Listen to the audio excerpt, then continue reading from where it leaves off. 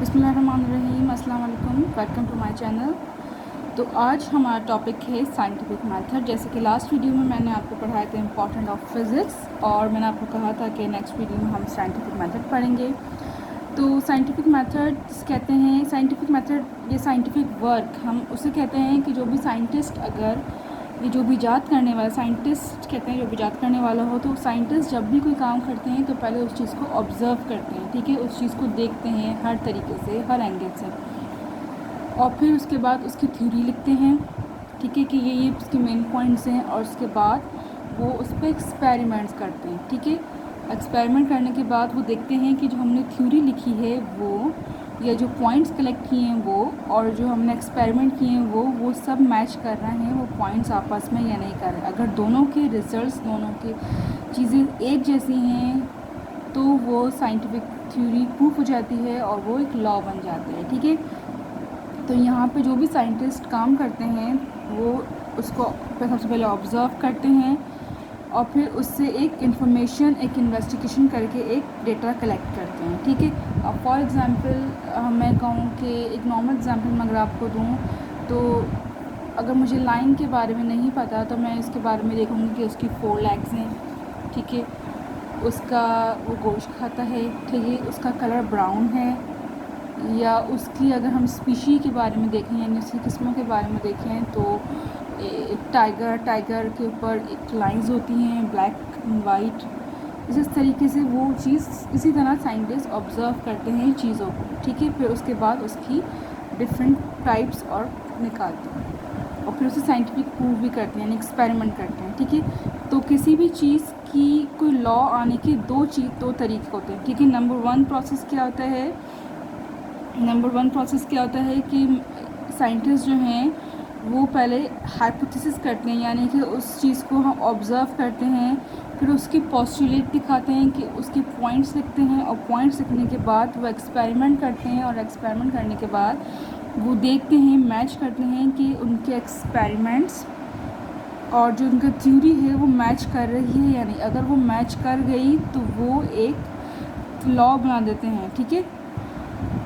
और इसके अलावा एक पॉइंट ये भी होता है कि वो एक अनदेखी चीज़ को ऑब्ज़र्व करते हैं। एक होता है देख के ऑब्ज़र्व करना, और एक होता है बगैर देखे ऑब्ज़र्व करना। तो एक बगैर देखे भी ऑब्ज़र्व लॉ इस तरह भी बनता है कि एक चीज़ हमने नहीं देखी अपनी आँखों से, और फिर उसे ऑब्ज़र्व करके उसकी थ्योरी लिखना, और फिर एक्सपेरिमेंट करके उसे देखना कि वो सही है या नहीं, ठीक है। 2 तरीके इस तरह से हो गए कि एक हमने देख के ऑब्ज़र्व किया, और एक सिर्फ उसका आइडिया लगा के उसे उसकी थ्योरी लिखी, और फिर उसे एक्सपेरिमेंट किया, और फिर वो लॉ बन गया, ठीक है। ये तो हमारे पास 2 मेथड हो गए। तो इसी तरह न्यूटन ने एक हाइपोथेसिस दिया था नेचर ऑफ लाइट के बारे में, यानी लाइट की क्या नेचर है, वो किस तरह से बिहेव करती है। तो उसने जो लेक्चर ऑफ लाइट की जो थ्योरी दी थी, एक हाइपोथेसिस दिया था। और हाइपोथेसिस क्या था उसका, कि न्यूटन ने कहा था कि लाइट की जो लाइट कंसिस्ट करती है एक्सट्रीमली स्मॉल पार्टिकल, बहुत ही छोटे पार्टिकल। लाइट क्या रखती है खुद में, बहुत ही छोटे पार्टिकल रखती है जो बहुत तेज़ी से मूव करते हैं, ठीक है। Light consist of extremely small particles moving with a very high velocity, ठीक है, बहुत तेज़ी से वो मूव करते हैं। और लाइट क्या रखती है, वेरी स्मॉल पार्टिकल्स, और उन पार्टिकल्स को उसने नाम दिया था कॉर्पस्क्यूल्स, ठीक है।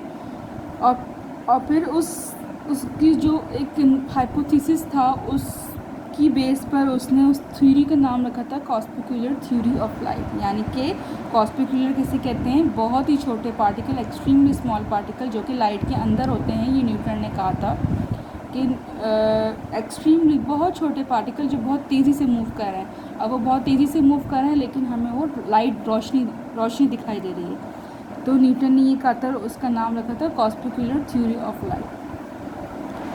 और न्यूटन ने ये भी कहा था कि जो लाइट है वो डेंसर मीडियम में ज़्यादा तेज़ी से मूव करती है, और रेयर मीडियम में कम मूव करती है। अब डेंसर मीडियम किसे कहते हैं, डेंसर मीडियम कहते हैं जैसे ग्लास हो गया, या फिर कोई मेटल हो गया, ठीक है। और अगर हम रेयर मीडियम की बात करें तो रेयर मीडियम हो गया एयर हो गया, ठीक है। और अगर ग्लास से रेयर जो है वो वाटर है, रेयर कहते हैं हल्की चीज़ को, ठीक है, और डेंसर कहते हैं जो बहुत ज़्यादा, जिसके मॉलिक्यूल्स करीब करीब हों, सही है। तो रेयर मीडियम ये तो हमें पता है कि हम पढ़ चुके हैं, मैटर में आप लोगों ने पढ़ा होगा, लेकिन मैं आपको पढ़ाऊँगी स्टेट्स ऑफ मैटर में कि एयर के मॉलिक्यूल दूर दूर होते हैं, वो रैंडमली मूव कर रहे होते हैं, सॉलिड के मॉलिक्यूल्स बहुत टाइटली पैक होते हैं, और वाटर के मॉलिक्यूल्स जो होते हैं वो थोड़े नॉर्मल होते हैं, सही है। तो रेयर मतलब जिसकी मॉलिक्यूल्स दूर दूर हों और वो उसमें इजीली कोई चीज़, आराम से कोई चीज़ पास हो जाए। और डेंसर कहते हैं जो जिसकी मॉलिक्यूल्स करीब करीब हों, जैसे सॉलिड्स होता है, जैसे ग्लास हो गया, वुड हो गया, लेकिन वुड में तो लाइट पास नहीं होती है। तो न्यूटन ने ये कहा था कि लाइट जो है तेज़ी से डेंसर मीडियम में, यानी जिसकी मॉलिक्यूल्स करीब करीब हैं उसमें ज़्यादा तेज़ी से मूव करती है, और हल्के जो रेयर मीडियम है उसमें कम स्पीड में मूव करती है, ठीक है। फिर उसके बाद वो थ्योरी हमारी लेकिन उसके बाद एक और थ्योरी आई जो कि वेव थ्योरी ऑफ लाइट के नाम से है। लेकिन वेव थ्योरी ने कहा कि नहीं, न्यूटन ने जो कहा है वो उसके अगेंस्ट उसने एक लॉ दिया, और उसने कहा कि लाइट पार्टिकल रेयर में ज़्यादा तेज़ मूव करते हैं और डेंसर मीडियम में कम मूव करते हैं, उसकी स्पीड स्लो हो जाती है। अगर हम लॉजिकली देखें तो ये बात सही है। अगर मॉलिक्यूल ज़्यादा करीब करीब होंगे तो लाइट कैसे ट्रैवल करेगी, उसकी स्पीड स्लो हो जाएगी, मॉलिक्यूल उसकी स्पीड स्लो कर देंगे क्योंकि वो टाइटली पैक हैं। लेकिन अगर मॉलिक्यूल्स दूर दूर होंगे तो आराम से लाइट पास कर सकते हैं, ठीक है। अब ये चीज़ किसने प्रूव की? एक फोकल नामी एक साइंटिस्ट था जिसने ये एक्सपेरिमेंट किया स्पीड ऑफ लाइट के बारे में, और उसने वाटर के ऊपर एक्सपेरिमेंट किया। फिर जब उसने एक्सपेरिमेंट किया तो उसको पता चला कि लाइट जो है रेयर मीडियम में यानी हल्के में ज़्यादा तेज़ी से मूव कर रही है, जब किसके मुकाबले? डेंसर मीडियम के मुकाबले में ज़्यादा तेज़ी से मूव कर रही है। यानी कि वाटर जो है वो डेंसर मीडियम आ गया और एयर हमारा रेयर मीडियम आ गया। तो वाटर में स्लो मूव कर रही है और एयर में ज़्यादा तेज़ी से मूव कर रही है। तो फिर इस तरह न्यूटन की जो कॉस्मोक्यूलर थ्योरी थी वो फेल हो गई और उसे रिजेक्ट कर दिया गया, और फिर wave theory of light accept कर लिया गया। लेकिन वक्त गुजरने के साथ साथ जब फोटो इलेक्ट्रिक इफ़ेक्ट और कॉम्पटन इफ़ेक्ट आया तो उसमें ये बात हमें ये वो वेव थ्योरी जो है वो फोटो इलेक्ट्रिक इफ़ेक्ट और कॉम्पटन इफ़ेक्ट पे पूरी नहीं उतर रही थी। तो फिर आइंस्टाइन ने उस वक्त एक थ्योरी दी जिसे क्वांटम थ्योरी कहते हैं, क्वांटम थ्योरी ऑफ लाइट कहते हैं, और उसने कहा कि लाइट दो तरीके से बिहेव करती है, एक वेव की फॉर्म में करती है और दूसरा लाइट पार्टिकल के फॉर्म में मूव करती है। तो आइंस्टाइन ने कहा कि लाइट बिहेव लाइक लाइट की दो नेचर हैं, एक पार्टिकल और एक वेव। उस थ्योरी को कहा गया क्वांटम थ्योरी ऑफ लाइट। और ये दोनों थ्योरी, ऐसा नहीं कि जो है वेव थ्योरी रिजेक्ट हो गई, वेव थ्योरी भी अपनी जगह है। वेव थ्योरी पे जो चीज़ें डिपेंड करती हैं वो इंटरफेरेंस है, और इसके अलावा हमारा डायफ्रैक्शन आ गई और पोलराइजेशन ऑफ लाइट आ गई। ये चीज़ें वेव थ्योरी पे करती हैं, बाकी चीज़ें भी हमारी करती हैं। लेकिन जो फोटो इलेक्ट्रिक इफेक्ट और कॉम्पटन है, ये चीज़ें हमें पता चली with the help of Einstein की जो क्वांटम थ्योरी ऑफ लाइट थी, क्योंकि ये चीज़ें हमें वेव थ्योरी से मालूम नहीं हो रही थी, सही है। तो हमें मालूम हुआ कि क्वांटम थ्योरी क्या थी।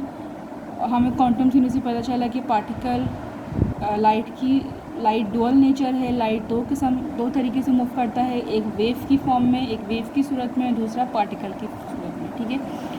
फिर हमें पता चला कि फिर उसके बाद हमें पता चला कि वेव थ्योरी ऑफ लाइट से हमें ये मालूम हुआ कि लाइट रेयर मीडियम में ज़्यादा तेज़ मूव करती है एज़ कम्पेयर टू डेंसर, और इस थ्योरी ने रिजेक्ट किया न्यूटन की कॉस्मोक्यूलर थ्योरी को।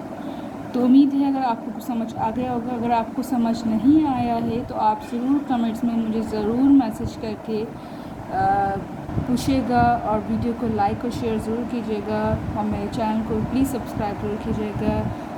मिलते हैं अगली वीडियो में। अगली वीडियो मेरी होगी एरर्स एंड एक्यूरेंसी। जब तक के लिए मुझे इजाज़त दीजिए। अल्लाह हाफ़िज़।